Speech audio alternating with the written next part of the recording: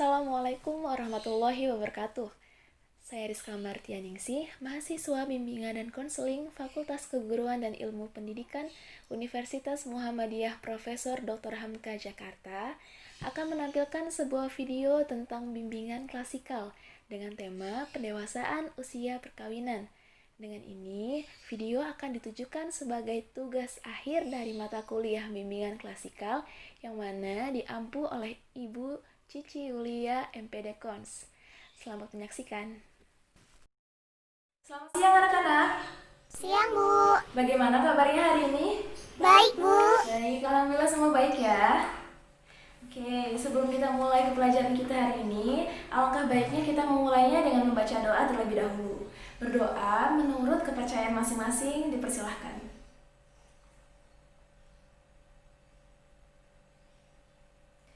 Berdoa selesai. Oke, sebelum lanjut, Ibu akan cek daftar kehadiran dulu ya. Iya, Bu. Semua yang namanya dipanggil, angkat tangan dan bersuara. Bisa? Baik. Anissa Dina Nabila, Hadir. Anissa Febriana Sari, Hadir, Bu. Indri Rahmasari, Hadir, Bu. Hadir.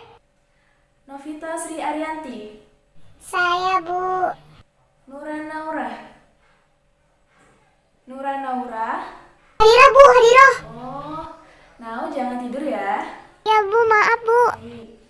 Sri Mulyawati. Hadir. Terakhir namanya susah banget nih, Vestia Meliawati. Hadir, Bu. Oke, alhamdulillah semuanya hadir ya. Nah, sekarang karena tadi kita sudah berdoa dan sudah Ibu cek juga daftar kehadiran anak-anak Ibu, sekarang Ibu mau tanya dulu, sebelum kita lanjut ke pembahasan selanjutnya, kira-kira anak-anak Ibu masih ingat tidak ya apa yang kita bahas minggu lalu? Ingat? Ingat, Bu. Coba kalau ingat, Ibu mau tahu apa sih yang kita bahas minggu lalu? Seks bebas, Bu. Ya, betul sekali. Minggu lalu kita sudah membahas tentang seks bebas. Dan hari ini, di pertemuan kita kali ini, selama 45 menit ke depan, kita akan sama-sama membahas tentang PUP. Apa sih itu PUP, Bu? PUP adalah kepanjangan dari pendewasaan usia perkawinan. Wah, semangat sekali kalau membahas tentang perkawinan ya. Baik, sebelumnya Ibu akan memberitahu dulu apa sih tujuan kita untuk membahas ini. Soalnya tentang perkawinan gitu kan, dan anak-anak Ibu juga masih kecil, jadi Ibu akan menjelaskan secara singkat apa tujuan dari PUP ini. Tujuan dari PUP ini adalah untuk memberikan pengertian kepada anak-anak Ibu yang ada di depan sekarang agar dapat lebih siap, lebih matang, dan lebih memperhatikan segala aspek ketika memutuskan untuk membangun keluarga. Dan juga tujuannya itu agar anak-anak Ibu yang cantik-cantik ini dapat mengontrol dan menahan hasrat untuk menikah cepat sedangkan usianya belum memenuhi. Sehingga dalam pelajaran PUP ini, Ibu harap anak-anak Ibu sekarang bisa mempertimbangkan aspek usia ketika memilih untuk menikah, karena itu juga demi kebaikan kalian loh. Bisa dipahami? Bisa. Oke, karena sudah, Ibu akan menjelaskan dari tahap awal dulu. Dan untuk kali ini, Ibu hanya akan menayangkan PowerPoint. Kan minggu lalu kita sudah menonton video. Dan hari ini, kita akan menggunakan media PowerPoint dulu ya. Nah, sebelumnya kan Ibu sudah beritahu nih, udah Ibu kasih bocoran. Mulai dari kepanjangannya dan juga mulai tujuan secara singkatnya apa itu PUP. Kira-kira di sini ada tidak ya anak-anak Ibu yang sudah tahu apa itu PUP? Ada? Gak ada, Bu. Oh, belum ada. Baik. Karena belum ada yang tahu, Ibu akan jelaskan ya, dan penjelasannya akan ditayangkan dari slide PowerPoint. Jadi perhatikan ke depan ya. Nah, di slide pertama bisa dilihat. Coba bacakan Anissa Febriana Sari.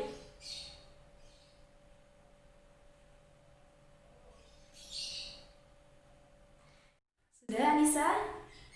Sudah, baik. Terima kasih, Anissa. Nah, seperti yang sudah dibacakan oleh Anissa dan mungkin anak-anak Ibu yang lain juga sudah membaca di slide-nya. Di sini Ibu akan menjelaskan lagi bahwa PUP merupakan salah satu upaya untuk meningkatkan usia pada perkawinan pertama dan juga untuk mencapai usia minimal pada perkawinan yaitu 20 tahun untuk perempuan dan 25 tahun untuk laki-laki. Di samping itu juga, selain yang dituliskan dalam slide, ternyata PUP ini bukan hanya sekedar untuk menunda usia pernikahan, namun juga upaya ini agar menunda usia kehamilan ketika pasangan yang baru menikah ini memang usianya belum memenuhi syarat. Memenuhi syarat dalam apa? Dari segi kesehatan. Dan itu sangat diperhatikan untuk ibu dan calon anaknya nanti ketika mengalami masa kehamilan. Bisa dipahami? Baik. Nah, kita lanjut ke slide selanjutnya ya. Nah, kemudian slide selanjutnya masih tentang pengertian. Coba sekarang Ibu mau Novita, tolong bacakan ya yang ada di slide.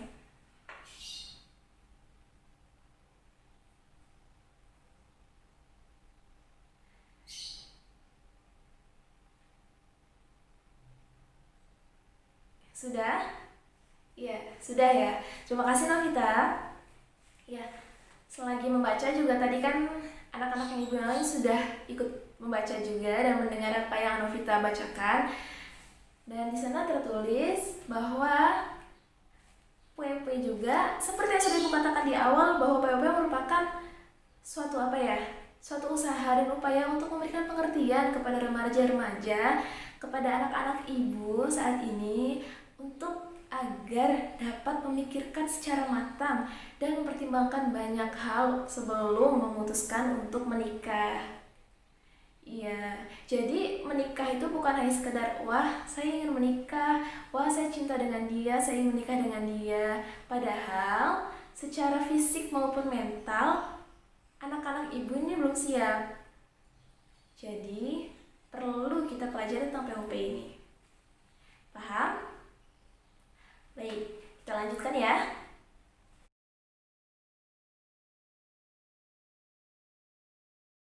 Seperti yang tertulis di slide, tujuan dari PUP yang seperti ini adalah berimplikasi pada peningkatan usia perkawinan sehingga berdampak pada penurunan total fertility rate ya, yang mungkin kata lainnya yaitu penurunan jumlah kelahiran anak. Bisa dipahami sampai sini? Ya.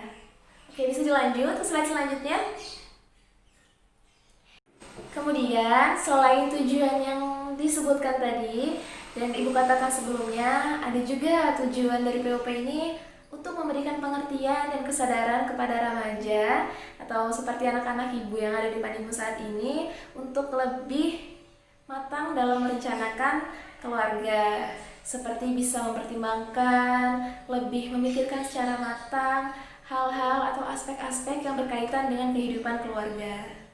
Bisa dipahami sampai sini? Bisa ya? Baik, karena sudah pada paham, Ibu akan lanjut ke slide selanjutnya. Ya, di slide selanjutnya sepertinya akan Ibu bacakan sendiri dan ini mengenai aspek-aspek yang Ibu katakan sebelumnya. Kira-kira apa sih aspek-aspek yang harus diperhatikan dan perlu dipertimbangkan sebelum memutuskan untuk berkeluarga? Nah, ini di slide pertama dalam aspek, yaitu pertama adalah aspek kesehatan. Dalam dunia kedokteran atau dari sudut pandang kedokteran, pernikahan dini memiliki dampak yang negatif untuk ibu dan anak. Anak perempuan yang masih berusia 10 hingga 14 tahun memiliki kemungkinan meninggal 5 kali lebih besar ketika hamil atau melahirkan dibandingkan dengan wanita yang sudah berusia 20 hingga 25 tahun. Dan hal itu juga berlaku pada anak perempuan yang masih berusia 15 hingga 19 tahun. Bedanya, di usia ini mereka memiliki kesempatan meninggal atau kemungkinan meninggal 2 kali lebih besar dari usia normalnya. Selanjutnya yaitu aspek tentang kesehatan reproduksi. Dalam kesehatan reproduksi juga ternyata pernikahan dan kehamilan dini merupakan salah satu penyebab kanker leher rahim. Selain itu, ternyata kehamilan dini dapat mengakibatkan trauma fisik kepada sang ibu karena mengalami kesakitan dalam organ intimnya. Dan banyak pula kasus yang terjadi ketika hamil dini ini karena pernikahan dini mengakibatkan anak-anaknya atau bayi-bayinya lahir secara prematur atau kematian untuk ibunya. Jadi bisa terbayangkan bagaimana bahayanya jika kita mengalami kehamilan dini sedangkan usia kita belum cukup dewasa untuk menanggung itu semua. Ya, hati-hati. Kesehatan sudah, kesehatan reproduksi sudah. Nah, sekarang kita masuk ke dalam aspek ekonomi. Ya, masalah ekonomi atau aspek ekonomi. Jika bicara tentang ekonomi, pasti tidak jauh dengan masalah keuangan. Dan keuangan dalam keluarga ini adalah suatu hal yang krusial, di mana ketika tidak mencukupi, maka keluarga pun tidak bisa hidup dengan bahagia. Walaupun memang ukuran kebahagiaan tidak bisa diukur oleh uang. Namun, dalam berkeluarga ada juga di mana suami, seorang kepala keluarga dapat memenuhi kebutuhan ekonomi keluarganya. Sehingga yang seperti kita lihat, pada umumnya banyak sekali rumah tangga atau keluarga yang hancur karena ekonomi yang tidak terpenuhi. Jadi, sebelum memutuskan untuk menikah, apalagi menikah dini, maka dipikirkan dulu aspek-aspek yang sudah dibahas tadi. Dan ekonomi merupakan salah satu hal yang krusial dalam keluarga. Nah, untuk yang selanjutnya, ini masih berhubungan dengan slide yang sebelumnya, yaitu tentang kesiapan ekonomi.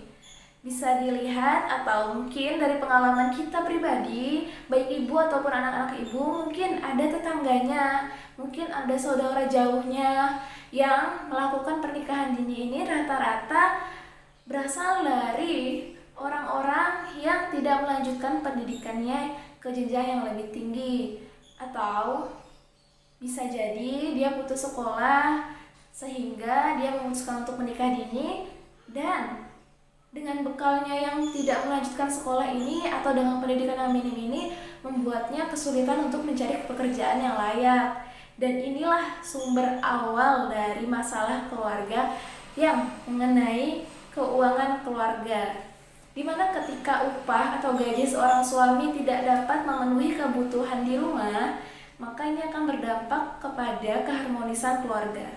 Jadi dengan begitu mungkin sudah banyak yang sering dengar ada istilah, ada uang abang sayang, tak ada uang abangku tendang. Mungkin hal yang seperti itu yang mengakibatkan perceraian karena tidak terpuaskannya kebutuhan rumah tangga. Tidak perlu puas sih sebenarnya, setidaknya cukup untuk menghidupi keluarga sehari-hari. Namun jika upah minim, pekerjaan tidak layak, bagaimana bisa memenuhi keluarga?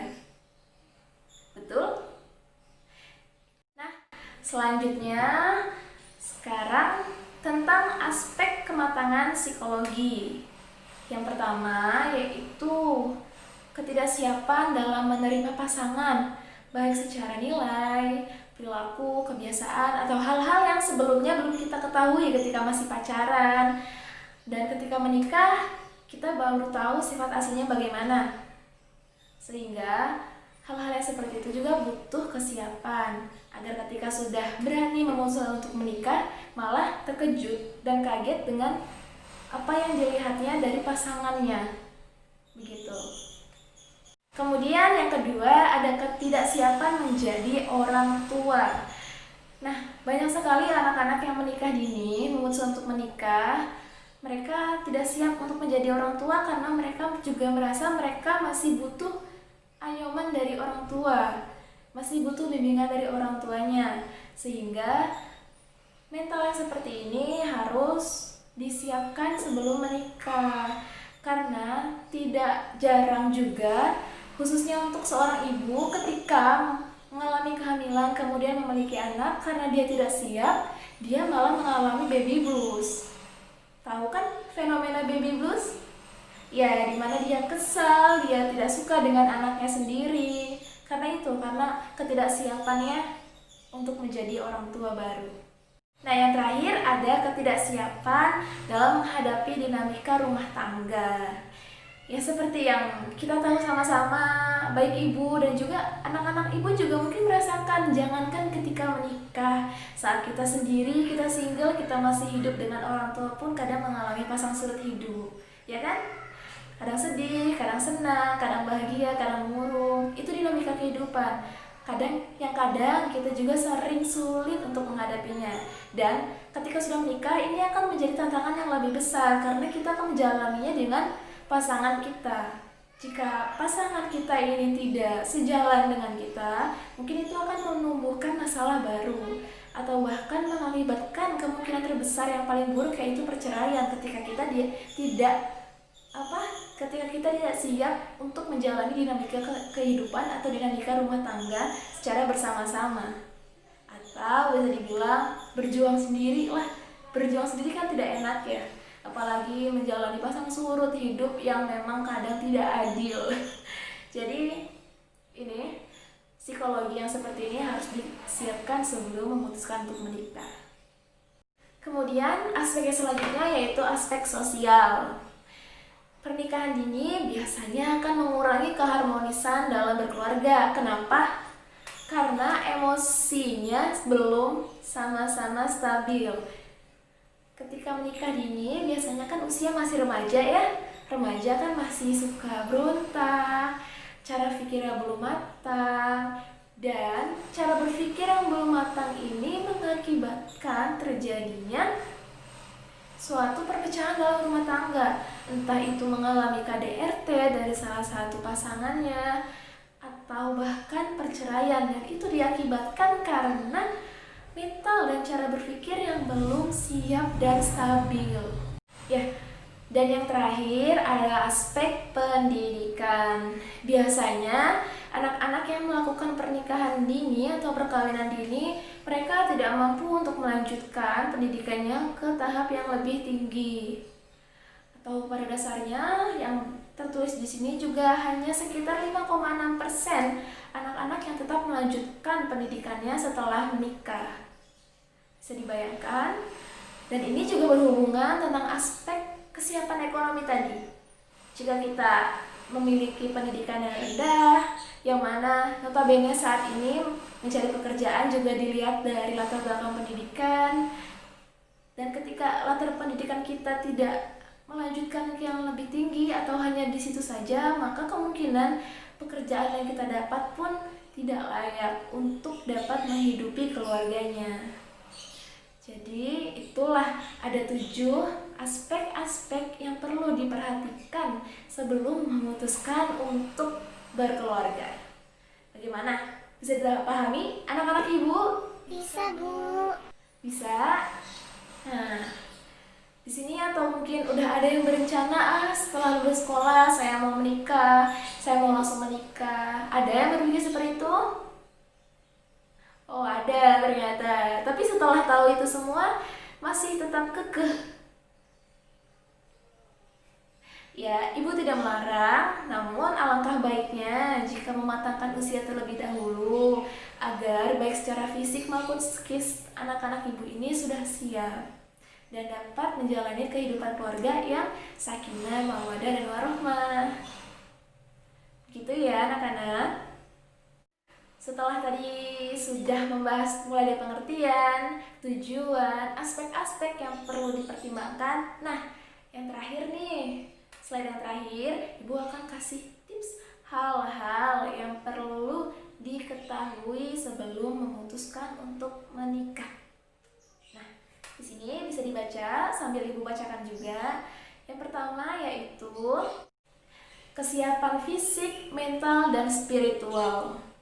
Ini perlu banget ya, karena tadi juga kan fisik bersangkutan dengan kesehatan kita, kemudian mental juga bersangkutan kepada psikis kita, dan spiritual yaitu mungkin lebih berhubungan ke arah agama ya. Jadi ketika menikah kita harus mengetahui yang 3 hal itu untuk poin yang pertama.